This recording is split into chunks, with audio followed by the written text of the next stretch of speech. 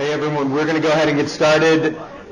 I'm John Dennis, and I am a pastor at a church called Holy Trinity Church in Chicago, and have helped start a series of ministries and organizations in the city, including the Chicago Partnership for Church Planting and some other things. But today what we're going to talk about is a snapshot of the gospel movement in Chicago. Before we do that, if this was church, I'd make everybody come a little bit closer, okay? So you guys on the edge have to come a little closer.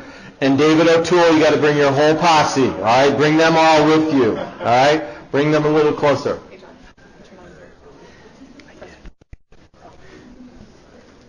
So glad that you're here. Charlie can preach, right? Yeah, he brought the word. Praise God. Praise God. It was fun to start with him and to hear God's word being preached powerfully through him. A couple years ago, actually, as Paco mentioned, Laquan McDonald, it was really a prayer vigil about a year and a half ago at the police station on 35th Street, which is near the Sox Stadium, and it was a march. It was a kind of protest, but it actually was really a time of prayer. And a number of leaders stood up and prayed, and it was a very emotional experience to be there, to think about this young man who was shot 16 times.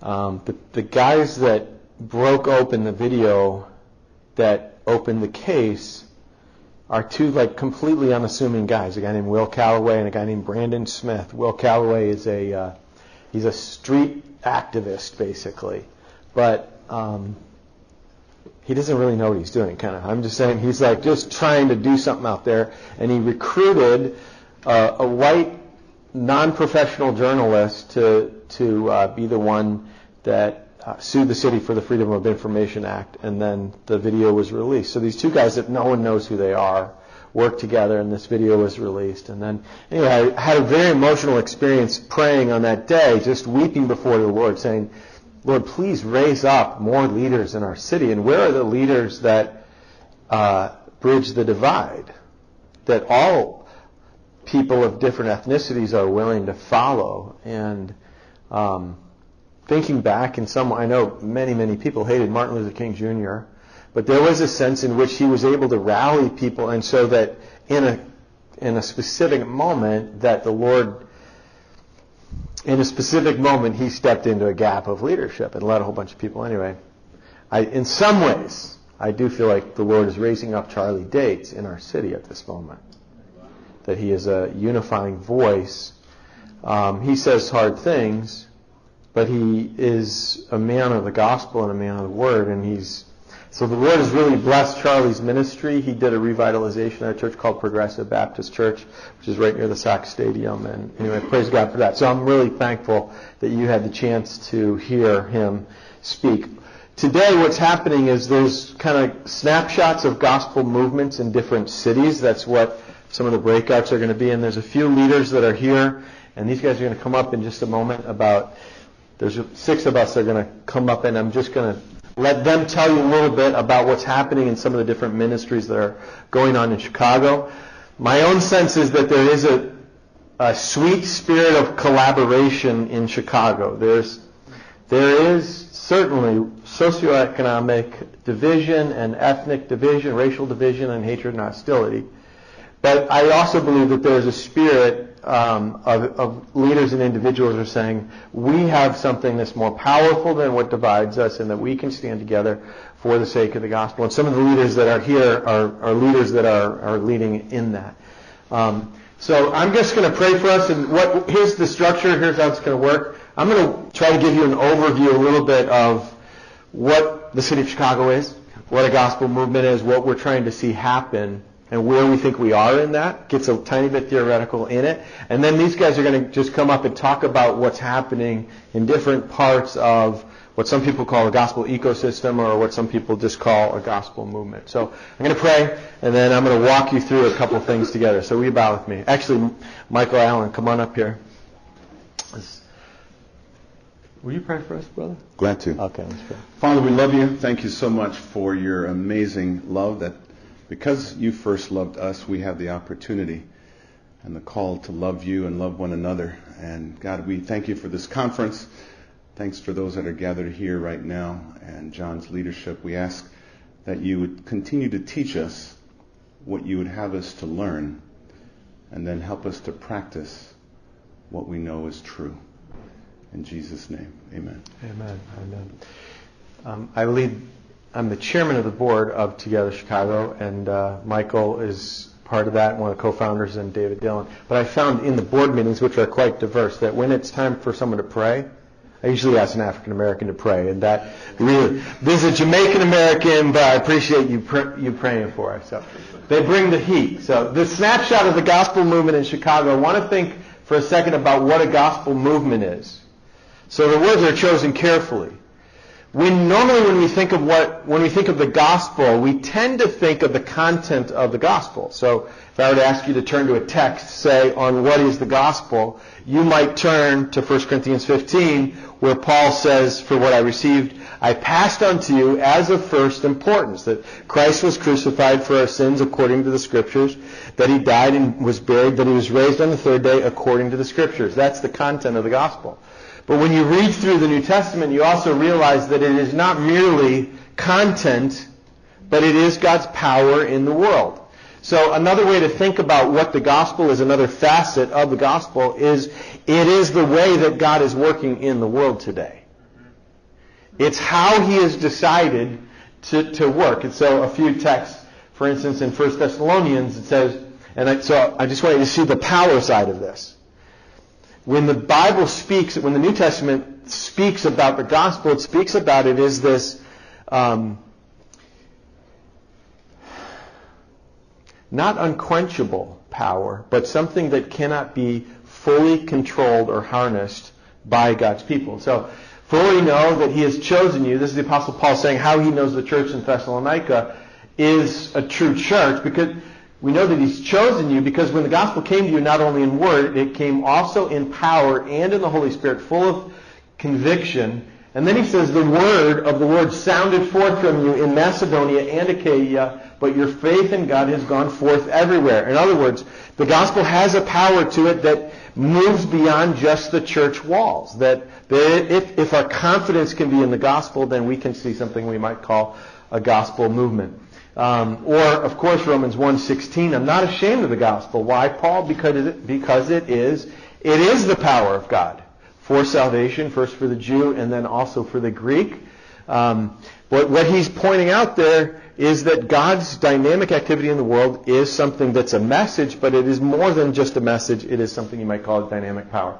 This is also in Colossians 1:6. The gospel has come to you, as indeed in the whole world it is bearing fruit and increasing, as it also does among you since the day you heard of it and understood the grace of God in truth. So what tends to happen sometimes in some cultures is that we think of the gospel as a cognitive thing that we dwell upon, that we know in our hearts and minds, or we have what I would sometimes call a punctiliar understanding of the gospel. There's something that happened to me in the past. I received Jesus as my Savior, but the farther along I get in my life, the farther away I get from the gospel.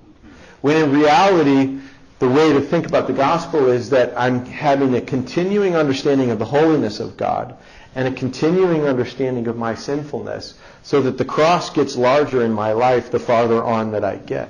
Rather than leaving the gospel behind because I was saved by the gospel is a lens through which we see the whole world. And so what these leaders are trying to do is grab onto the power of the gospel, but also see it channeled into various areas of life that can make a difference there as well.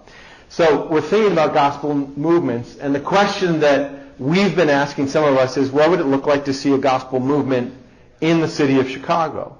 So not merely churches being planted, but what we call a gospel movement. I'm going to just hit three quick headers. What is Chicago? What are we asking God to do in the city, and where are we now? And then these guys will come up and we'll have a little discussion. Chicago's a globally connected city. It's 2.71 million people. You heard Mark Jobe say it's essentially 30%, 30%, 30%.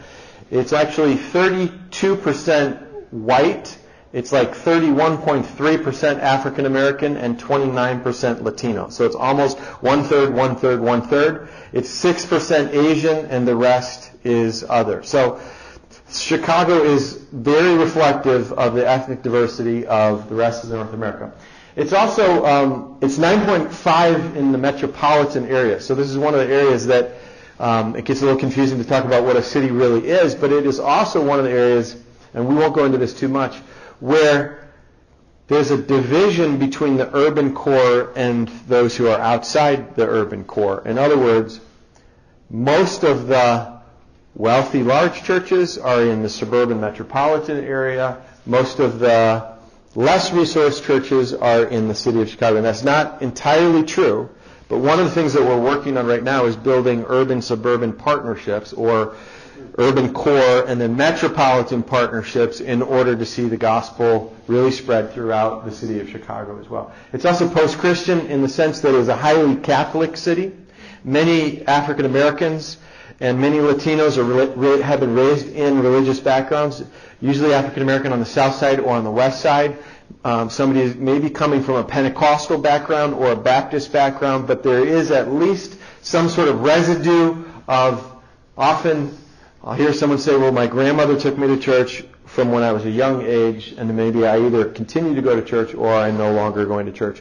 Many of the Latino contexts and communities are Catholic or post-Catholic, still a believing kind of a religious Catholicity in places like Pilsen and La Vaita. You heard Paco say a moment ago, 16 services in the Catholic Church, largest parish in Chicago is in his neighborhood there. So it's post-Christian in the sense that many people have this kind of religiosity, but they're not actually practicing Christian faith. A lot of the white population is actually more secular than the minority population.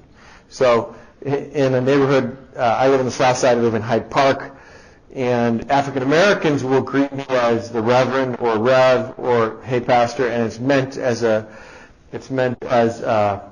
term of honor. But when I meet white people and they find out I'm a pastor, we're both embarrassed. It's like, oh no, I'm sorry. Usually, after a little while, a white person will say to me, "You seem so normal. I don't understand." So it's post-Christian to a large degree. One of our neighbors told me the story of why she stopped going to church at a certain point, and she was going to a fairly legalistic context. At least she felt it was. She wore jeans to church one day. The pastor told her that she should not wear jeans to church. She can only wear a dress to church. She left. And she needs Jesus, but she is a picture of the modern city. She's an entrepreneur herself. She's a businesswoman. She's post-Pentecostal, and she's in a series of gay relationships. So post-Christian, very kind of alternative sexuality is a great picture of what the city is like, and the people who need Jesus in the city of Chicago. It's post-industrial, working class city. I say that to say that what's happened historically is that many of the jobs left the south side and the west side, and so it left huge pockets of the city where there was large gaps of unemployment with the steel mills. When those went out, and I'll say a little more of something about that in terms of, Laura, can you help me out? All I got to do is just fall asleep. Wake up. So Chicago is a globally connected, diverse, post-Christian, post-industrial city, 2.71 million people, 9.5 million metropolitan. It has a historic anchored population and then a fluid transient population. So there are people that you'll meet who have grown up in Chicago. They've been there all of their lives.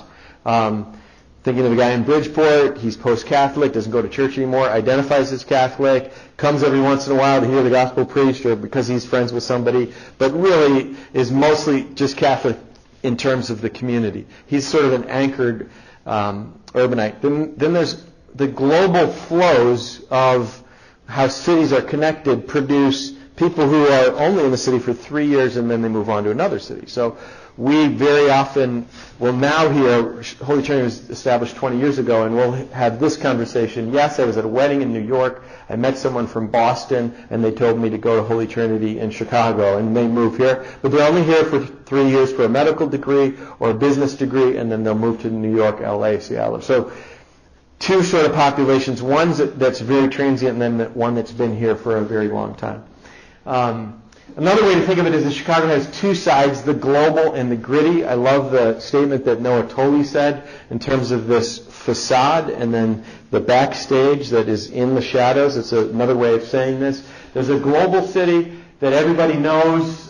Usually, people that think of Chicago that are tourists, they think of the Bean and downtown. That's the global side of it. It usually ranks, Chicago does, as one of the top 10 global cities. If you look at some of the rankings, that it usually is in the top 10. The global is the kind of idealistic skyline, these kind of shots that are disconnected from the neighborhoods. That shot, which is beautiful, but there's no people there. And there's an interesting article in the New Yorker not too long ago that was talking about how it was an ode to New York, the former New York. And what the author was saying is that he misses the day when people were in the streets. He was a little romanticizing sort of the needles and the junkies and the kind of. But what he's saying now is that there's billionaires who live a mile above everybody else and are completely disconnected. So the global side of the city is the kind of what everyone thinks of downtown, but it does mean that the Chicago is connected to all kinds of cities all over the world. The other side of Chicago, though, is the neighborhoods. So Chicago is a city of 77 neighborhoods, or it depends on how you count it. Some of the maps count 241 or 171, and what happens is realtors make up a new name for a new neighborhood to market it a little bit. And so you have 77, it's actually called 77 communities, which are defined by, when Noah Tolley was talking about the Chicago School of Sociology, they're the ones who define the 77 different neighborhoods. So somewhere between 77 communities and 241 neighborhoods. Mayor Daley II used to say that the soul of Chicago is in her neighborhoods. So if you want to know where Chicago really lives, then go to one of the neighborhoods. And yet, the neighborhoods are very different from one another. We have raised 5 kids in the city, and our 16-year-old goes to school in Hyde Park, just a couple blocks away. And the other day, he went to a concert far down on the south side, and he travels across the city. He knows what a food desert is. He knows what a jobs desert is. But he came back from this rap concert that was just, I don't remember where it was, but maybe 79th or 95th. I'm not sure how far south. But he was really struck because of where we live in Hyde Park. Everything's been changing around us. So we have 9 new restaurants come in about 2 years. There's a strong economic core in Hyde Park. But a lot of neighborhoods don't have that at all. So driving from the south, further south, you realize, wow, there are whole, very large communities that have very little economic center to them. So it is a city of neighborhoods, but they're all very different from one another. This is, Oscar, where's that picture, man? That's Oscar's neighborhood in Pilsen. 18th Street. The Mexican Museum of Art is in Pilsen, so there's lots of murals and paintings all over. I think this is Wicker Park. Laura, is that right? Laura had to put that in there because Laura lives in Wicker Park. And I don't know where this one is. Do you know where it is, Laura? This is in Lincoln Park. Okay. The way that Chicago works is, yes, it is a city of neighborhoods, but it has a strong central core to it. So even different than most cities, of course, we all know what the loop is. It's how the L comes in, loops around, and then goes back out to the neighborhoods. But what happens is if you look at the gaps between, say, the blue line and the green line, the city doesn't connect from the blue line to the green line. And so neighborhoods and communities, say, that are placed in between those where the lines run don't have access to jobs or don't have access to grocery stores as much as other people do. And for people that, say, want a job that live on the south side below the blue line, sometimes you have to go into the center of the city and then back out to another neighborhood in order to get to your job. So the way that the city is set up in some ways encourages economic segregation and racial segregation as well. This is a picture of a neighborhood on the south side of Chicago named Englewood that was primarily Dutch, Irish, and Italian. And when you look at the statistics of how the neighborhoods changed from 1910 to 1920 to 1930 to 1940, it goes roughly like this. It was about 5% in 1910 African American. In 1920, it becomes about 15%. And then in 1930, it becomes about 50%. And then 1940, it's about 70%. And then it becomes 99% African American. And this, I put this picture in here because the Loop, there used to be sort of two centers to the city of Chicago economically, and one of them was in Englewood. I've had a few sort of African American mentors that are a bit older than me that I've befriended that have taught me the city, and one of them grew up in Englewood. And he told me that in the 60s he used to wear a bow tie and sell tickets at the theater, and people would drive from all over the south side to go to the show, to go to the economic center in Englewood. In about the 70s, the last Sears, there was a Sears there, was about 7 stories tall, a Sears store, and when it closed and went out, basically the whole neighborhood went out, economically speaking. This is a picture of an empty lot in Englewood. This is another picture of what it looks like in Englewood. The population of Englewood went from about 90,000 people, I think is about 30,000 people now. So lots and lots of empty lots. It's one of those places where it's one of the most violent neighborhoods in the city. So places like Austin, East Garfield Park, Englewood, when you read the statistics, the highest incidences of violence are coming from those regions. I'm going to mention a guy in a moment that Ed Stetzer mentioned, whose name is Robert Sampson, who wrote a book called The Great American City, Chicago and the Enduring Neighborhood Effect.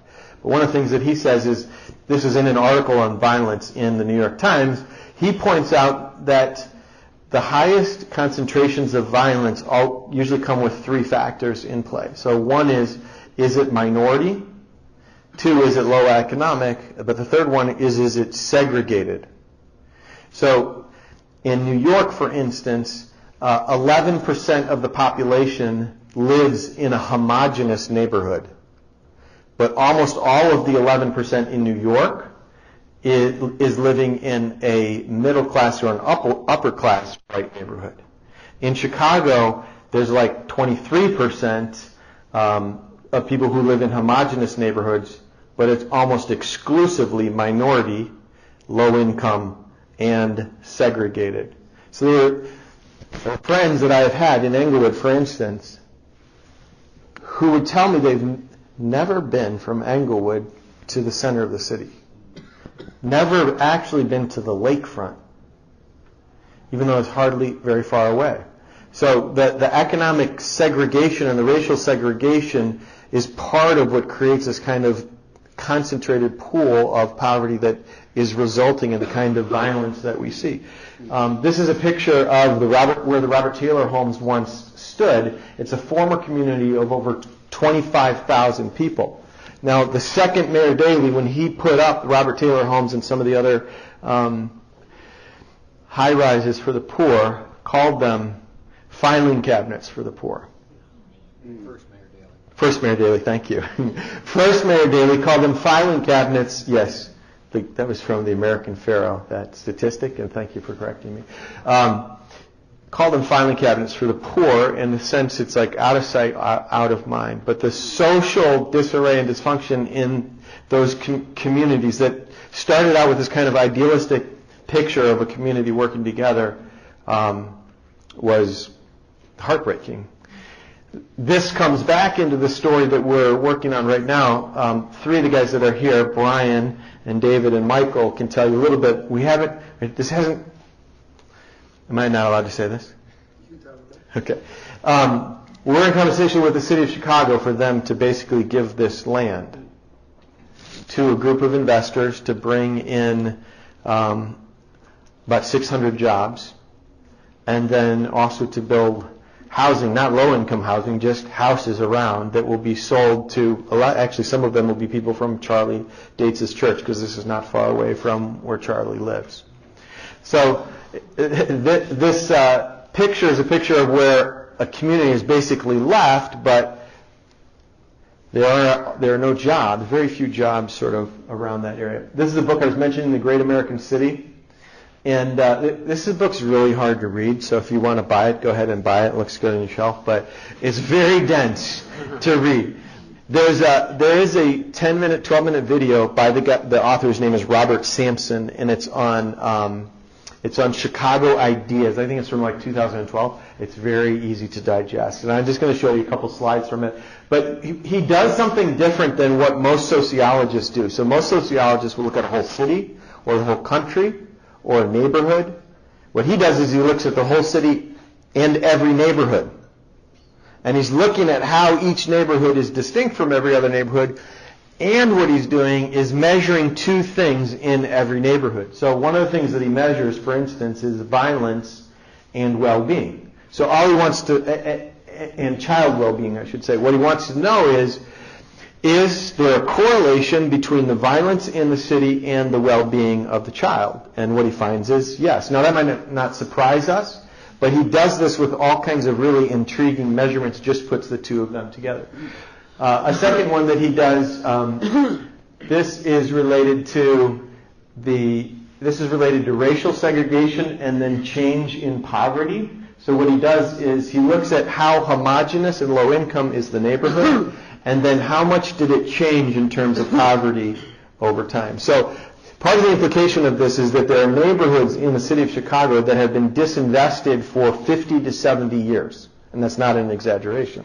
So if you read a book like Family Properties, it is a history of redlining in Chicago. And this is a story of this woman whose father was a Jewish realtor that was trying to fight against this, and she realized, she never knew why so many people hated her father. And she realized that they hated him because he was working against the institutional injustice of redlining. So these kinds of neighborhoods that become extremely homogeneous and then segregated from the rest of the city are the places where poverty grows over a long period of time. The next, this is, of course, Martin Luther King Jr. I put it here because he was killed 50 years ago. So 50 years ago, what happened in Chicago is in places like Englewood and Lawndale, North Lawndale, is there was rioting in those neighborhoods. In fact, Horace Smith remembers the riot. He remembers someone's house being on fire. He remembers having to leave his house in order to flee somewhere. That's part of his story of being raised in the city of Chicago. After Martin Luther King Jr. was assassinated, what happened in the neighborhoods is there were these riots, and so all the small businesses left. By and large, 90% of the small businesses left and never returned 50 years later. So again, the economic dysfunction of different neighborhoods that are isolated from one another is a 50 to 70 year journey. I showed you a second ago a picture of Englewood. My mother-in-law went to high school in Englewood. And if you drive through it, you can see all these Dutch churches, these Dutch church buildings that have been converted. That was the white flight that happened as a result of various factors, but essentially the white church left these neighborhoods. So part of the question that we've been asking is, isn't there something more that that Christians in Chicago could do together? So it's intentional that Horace Smith is standing up with somebody who is not of his ethnicity. We are saying, how can I learn your story? This picture is a picture of the racial diversity of, or I should say the racial segregation of the city. The pink is white, the blue is black, blue dots. It's dots to represent households, and then the green is Asian and the yellow is Hispanic. And you can see how segregated the city essentially is just from that picture. And then this picture is the economic diversity or segregation of the city. So that the blue dots are people who make less than $20,000. The red dots are people that make more than $100,000. Chicago, I believe, has a racial wound that has not been fully healed. And so it's easy for white people to feel like, well, why can't we move past this conversation? Like, this is a long time ago, let's move on. But part of the reason why we don't move on as a city is because It's not fully healed yet. And so we're asking God, in a sense, to more fully heal that. What we're asking God to do is what we call a gospel movement. And essentially what we think of when we think of a gospel movement is a spirit-empowered, prayer-saturated movement of God himself that leads to scores of churches being planted, existing churches being strengthened, many people coming to know Christ, being discipled, and living faithfully for him among the poor in their neighborhoods and places of vocation. So that's what we're asking God to do. Another way to think of it, what I'm going to do now is I'm just going to ask you guys all to come up here, and I'm going to transition to some Q&A for anybody that wants to ask any questions. In one sense, one way to think about what a gospel movement is that it has certain elements to it. And I think of sort of 4 elements in a gospel movement. That there is what you might call cultural leadership. So think of, say, business leaders like David Dillon saying, how do I use my intellectual capital, my social capital, in order to solve some of the problems of the city of Chicago? We also think about church planting, so there's some church planting leaders that are up here as well. Mercy and training. So when we're thinking about how do you build a gospel movement, we're asking God to help build movements in each of these areas. To build a movement in cultural leadership, in church planting, in mercy, and in training. And what I would like these guys to do first is just introduce themselves, and then I want you to just hear a little bit of what they see God doing in our city through some of the work that they're doing. So I'm going to turn it to Derek first. If you guys would just tell your name, how long you've been in the city, what your ministry is, that'd be great. Hello, everyone. My name is Derek Puckett. I'm a pastor and planted a church called Renewal Church of Chicago. It's on the near west side of Chicago. It's a multi-ethnic church plant. We've been here for about 4 years. I'm originally from Gary, Indiana. I also serve as the president of Chicago Partnership of Church Planting. So what that is there's 5 different churches that have come together. We're planting churches. A goal to plant over 100 churches in the next 10 years here in the city. How many have you planted so far?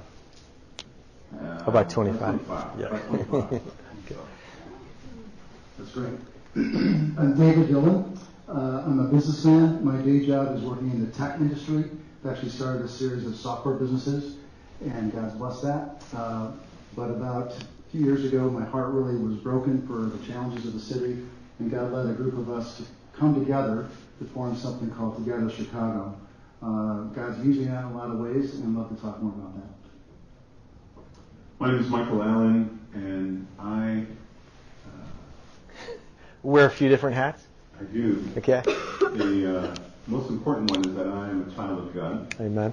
The second one is that I'm married to an incredible woman named Mariosa Francisca Ignacio Allen. We'll test you on that name on the way out. She's from Brazil, Rio de Janeiro. I'm from Jamaica, Kingston, Jamaica. And I've been an immigrant to this country since 1977, so I'm in my 41st year as an immigrant to this country. Became we used to call it a legal alien with a green card in 1977, and then in 1986 became a naturalized citizen, was sworn in with about 90,000 people in the what's called the Orange Bowl in Miami, Florida. I remember Claude Pepper, who was about 95 years old, he swore us all in. He was a senator, I think, and I was 18 years old at that time, 1986. And so it's been my privilege to serve here at the Moody Church. You're looking at the first African-American staff pastor at Moody Church, which that happened in 1997, I think. And so I broke the color barrier on the staff at Moody Church. Moody Church has been around since 1864. And in 1997, I became the first black pastor here at Moody Church, which is incredible to think about. I now serve as the first black pastor at Uptown Baptist Church. That was founded 35 years ago. And doing a lot of great ministry on the north side. And then joined at the shoulder or the hip with this guy here, my good friend Dave Dillon. It's good to see some friends from Uptown, Gary and Vicki Herbert back there, and my friends Ron and Lois from Moody Church, lifelong friends the last 20 years. And my good friend Duffy over there. Good to see you, Brother Duffy. So, Nick Duffy. My name is Andrew Yang. I direct something called the Ascend Institute. We're headquartered out of the Billy Graham Center at Wheaton College, and what it is really it's a think tank for church planting. We look at where is the direction of church planting headed towards in North America specifically. And so part of that is convening those who lead in church planting to have conversations about collaboration and better strategy making. I also help to kind of oversee an alliance here in Chicago called the Chicagoland Church Planting Alliance. And what that is it's an alliance of church planting networks and organizations really to kind of foster relationships, environment for church planters to get to know each other and network with one another, but also facilitate some of the conversations that John's been talking about and how do you cross things like an urban-suburban divide here in Chicago. Recent history, I planted churches in Toronto, which is, if you've not been in Toronto, and the panelist was talking about this a little bit earlier, really, in some ways, it's kind of a sister city to Chicago in terms of size and makeup and setup, very similar, even landscape and geography, 2.74. I don't know if you guys know, but Toronto surpassed Chicago. Yes, they in did. North America recently. We don't like to talk about that, but yeah. In population, yeah. So 2.74 million. Metroplex is still 7 million, so a bit smaller, but really, my greatest insight, I think, because I'm the new guy here, is I get to see kind of the comparison between a city like Toronto and really, I know that we don't feel this all the time, but the wealth of resources that we have here in Chicago that we aren't yet, we haven't been able to leverage to the best of our ability. So hopefully, maybe today I can provide some insight into what I'm seeing with you guys. Hi, I'm Brian A. Like these gentlemen, I wear many different hats as well. One is with Holy Trinity Church with John Dennis, and even there I have 2 hats, Director of Finance and Senior Director of City and Global Ministries. The other hat I wear is with Together the Chicago team on economic development.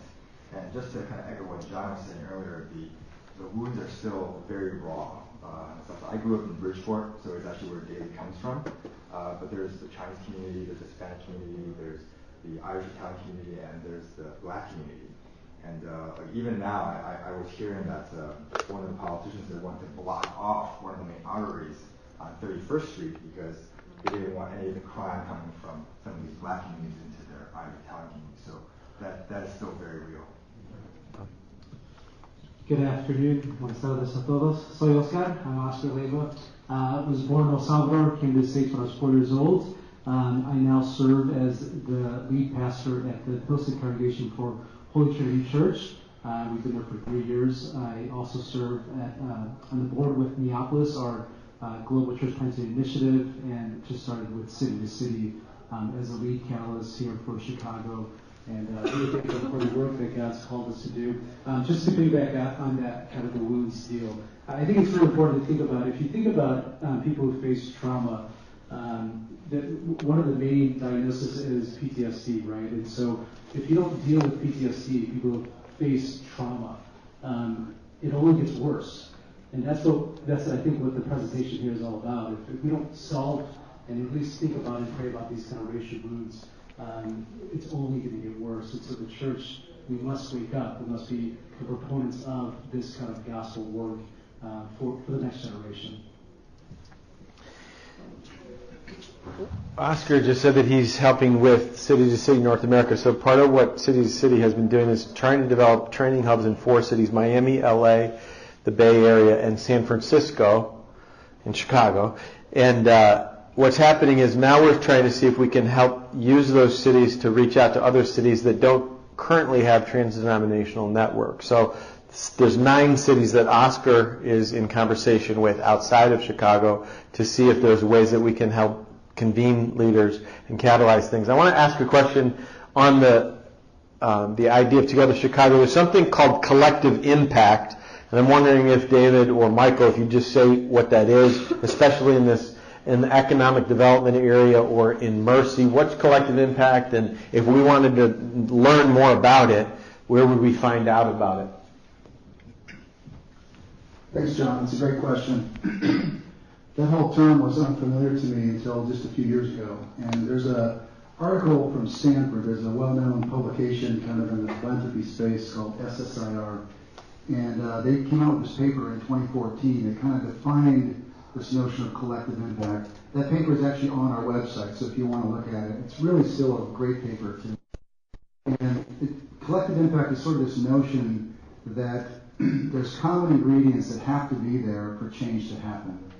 And a lot of it's based relationally. That if you don't have trust, change isn't going to happen. And so in Chicago, I mean, this is like dead center for areas where there's lack of trust. Yeah. For so many reasons. For decades upon decades, with sometimes well-meaning people, and frankly, white people like me, who think they're doing good, but actually don't end up doing good for lots of reasons. And so there's just been a lack of trust. And so the collective impact model is based relationally around how do you have kind of a common set of goals, common communication, common metrics, and there's a series of sort of technical things that you can follow to try to create a collective impact organization. So Together Chicago is actually trying to be one of those in Chicago. I'm not saying we're the only one, but we're literally very specifically trying to become something that God's using to bring together very diverse groups across racial lines, economic lines, even categories like pastors finally meeting business people that they've never really worked with before, meeting city officials, meeting educators. So it's really a true common collective work together. Just on that, so the city is very siloed, so that the pastors are not talking to the politicians, are not talking to the police officers, and so there is a convening power that Together Chicago is bringing together people who are not normally talking together, saying, how can we solve some of the problems that are in the city? David, let me just ask one other question for one of you guys on Together Chicago. Say something about the hospitals on the west side and how you're beginning to partner with some of them and what the volume is of that. Sure. And I really want Michael to talk, because Michael is the brains of the organization, and the good-looking one. But God's given us favor with a number of people. I mean, one of the things I'm just so grateful for, number one, is the work he's done in my heart. Because I could say, honestly, even like 10 years ago, these problems didn't really trouble me. Now they do. And that's because of God's work in my heart. But number two, the relationships that have been formed. So, I mean, I didn't know Charlie Dates. I didn't know Bishop Boris Smith. I didn't know Ed Feature. I didn't know, on and on, Charles Jenkins. And now they're my friends. I mean, they're not just my coworkers, they're my friends. And like Alan and so many people. So God's knit together a group of people that really love each other now. I mean, that's the beautiful thing. To more specifically answer your question, some of the favor we've had is with organizations like Rush Hospital. Rush Hospital is a $500 million, one of the largest hospitals on the west side of Chicago. By God's grace, the number 2 guy at Rush Hospital, a guy named Dr. David Ansel, he's an incredible Jewish believer. He's a Jewish man in the Jewish faith.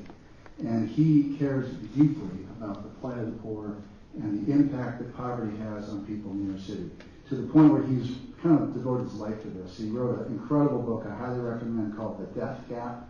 Explains if you walk about a mile on one particular part of like Washington Park, your life expectancy changes in about 15 years, just walking a mile.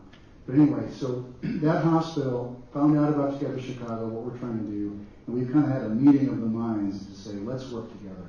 And so they literally put us under contract to try to figure out how to localize their supply chain. They spend $500 million buying goods and services of all different kinds, and they've said, we want to spend that money locally as much as we possibly can to benefit the community. So we're now working directly with their leadership. We've signed a contract. They're paying us to do this work. It's unbelievable. Who would have thought that in God's world anything's possible? So that's one of a number of things that have happened. Go, Michael. And to that point, what we are doing is connecting with churches in those communities that are often underrepresented in terms of the economic opportunities, and then helping them to connect with that $500 million of supply chain spending so that those entrepreneurs could get an opportunity to do the laundry or to do the maintenance or to do the landscaping or to do the painting or whatever needs to be done at the hospital, that the hospital will shop out to non-minority firms. We could say, hey, let's give some of these guys some shots that are right in your neighborhood.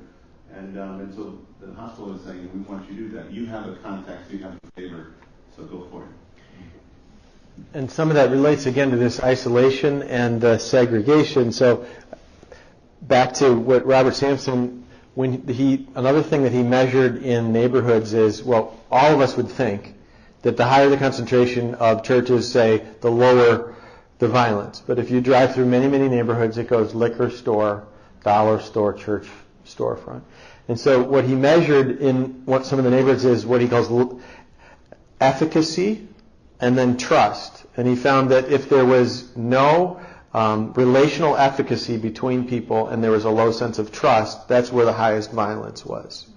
And so what the concept of trust and collaboration is essential. I think it's actually sort of what koinonia is in the New Testament. The idea of partnership and long-term relationships are part of what's going to help heal our city. There's 4 church planting networks that are represented here.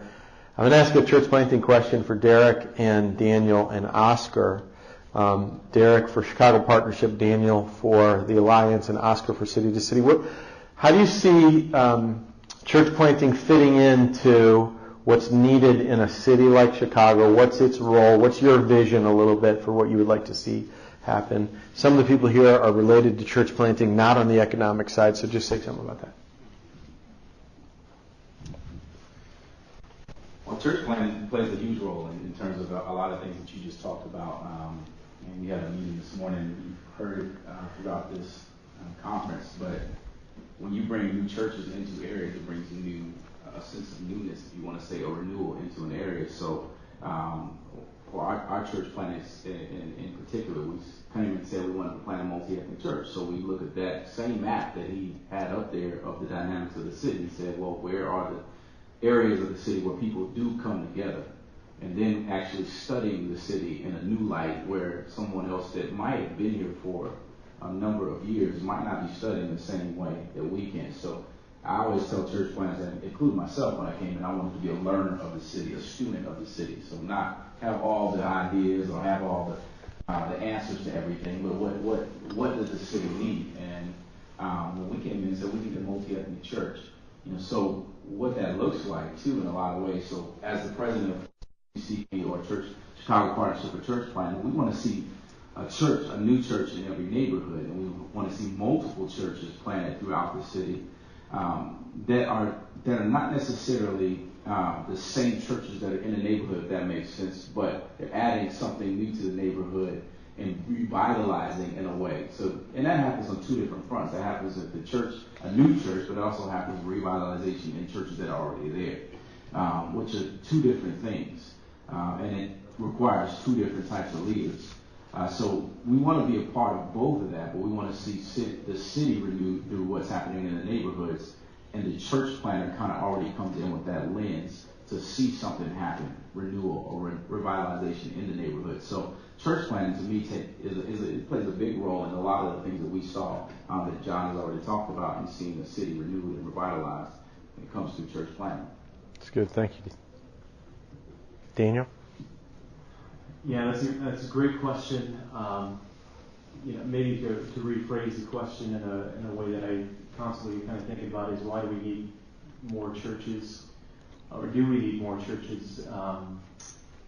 If you think about the state of denominations in the way that we've planted churches historically, at least over the last 40 to 50 years, we're seeing that the effectiveness of that engagement or that particular model of starting churches is starting to wane. The new expressions of that, be it seeker-sensitive or church growth models, we've seen that a life cycle of that. I think we're probably on the tail end. I don't think it's going to go away, but I think it's yielded a particular result, and I don't know if we'll see a whole lot more than what we've seen already. I think the excitement behind church planting, paired with the engagement model that you're talking about, which is more of a community development model, is because there is an indigenous element of, we don't know how to impose a model onto this particular neighborhood, but we want to see that expression emerge from the neighborhood. And I think, to me, that's an exciting innovation in church planting, because for the last 30 to 40 years at least, church planting has been applying a model that was, actually applying a lot of models that were developed in the suburbs of Chicago. Yeah. And you all are seeing that doesn't work even in the neighboring communities here. And so the exploration of our models in church planting, I think, warrants not just new congregations, but new ways of thinking about church that would emerge from communities like the ones that you're investing in right now. And I think that innovation, and this is kind of where I was saying earlier, because I lived in Toronto where it was a desert of multiplying churches. You don't have anywhere close to the amount of resources in terms of church influence in Toronto that you have here. I think there's a desperation that's being stirred up in Chicago so that it can be an innovating church or an innovating city for other cities to be modeled after. So in summary, I think a lot of models are expiring, and we need to continue to pioneer new models here because I think it's going to help other cities around North America. Yeah, one of the things that we're saying about in city to city is that we're saying, what we really want the influence of gospel like DNA to kind of be the catalyst for church planting movements, and so that's kind of the heart of this DNA to kind of be infused in the cities. Not necessarily as Daniel said, like a template, but we want this DNA, this heart of the gospel, kind of be central. So one of the things that we want to do is we want to say who are the leaders in your city, and so create kind of a cadre of leaders in this particular city, specific city, and then from the cadre of leaders to actually create a cohort of church planters that would kind of go through training to provide resources for them and to kind of motivate and inspire them to kind of say, yes, plant in your particular city, have a heart for your city, and be trained that way. So it's through the cadres and through cohorts that we want to kind of continue this work.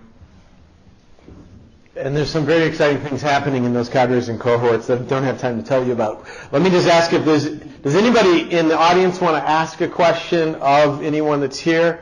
Is there any? We have only about 4.5 minutes, but I'll take a quick question and a quick response. So yeah, did you want to ask a question or make a comment? Yeah. Yeah, under mercy, none of us can read that. It says violence reduction, church mobilization, church unity, and serving the poor. That's what it says there. Other questions? That was a very quick one. Yeah. You. Yes. What's your name? Vanessa. Hey, Vanessa. Hi. Question for any of you guys. What do you think the accessibility of mental health care has to do with, I guess, this gospel movement that you guys are? Great. Accessibility. Someone who lives in Uptown, tell us what your thoughts are on that, please, Michael. Yes, sorry. Repeat the question, please, I Michael. live in Rogers Park, but I do work in Uptown where our church is and has been planted for 35 years. When the Reagan administration closed all the mental hospitals across the country or defunded them, a lot of the folks that had mental health challenges moved into Uptown.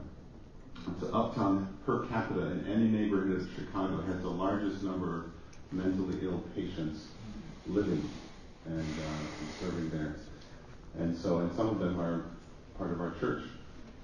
And so in the work that we do specifically in the space of violence reduction, one of the organizations we partner with on the South Side that responds to every single victim of gun violence that ever happens in the city, they have a very strong mental health care to those experiencing violence.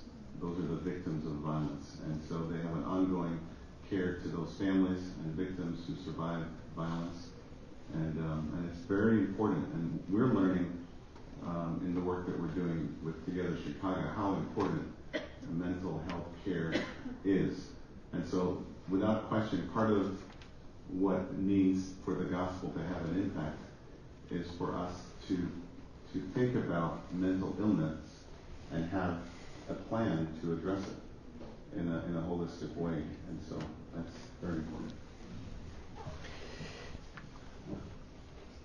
Okay, I'll let you ask a question. We have 120 seconds left. Go. Urban-suburban partnerships. Yeah. Pastor of a suburban church. Yeah. Talk more about what that is and what that looks Yeah. The question is, how can we build urban-suburban partnerships, and what might that look like? Why don't you both see if you go first. I'll make this quick.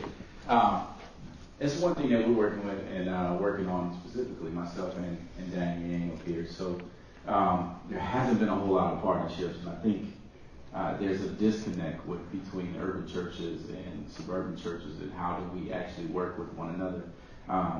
And the church in itself, honestly, shouldn't be divided in that way, if that makes sense. And some of it is racial, but some of it is just suburban and urban. So there's a lot of talks about that, and not just talking about it, but being about it. So I think one of the ways that we're going to do that is, as urban church planners, to come and be a part of what they're doing, as well as them being a part of it. So not just giving money, but actually being in the church with us. So what does it look like to come serve on a Sunday and just be a part of the church? What does it look like for us to go there? As well as preaching at different places, but learning from one another, because there's a lot to learn. The dynamics are different in the urban population as well as it is in the suburbs. So it's just got to be a genuine crossing of lines and not looking at the line that divides us, if that makes sense. I totally agree. And part of that is just getting to know each other. And one of the ways to get to know each other is to pray together.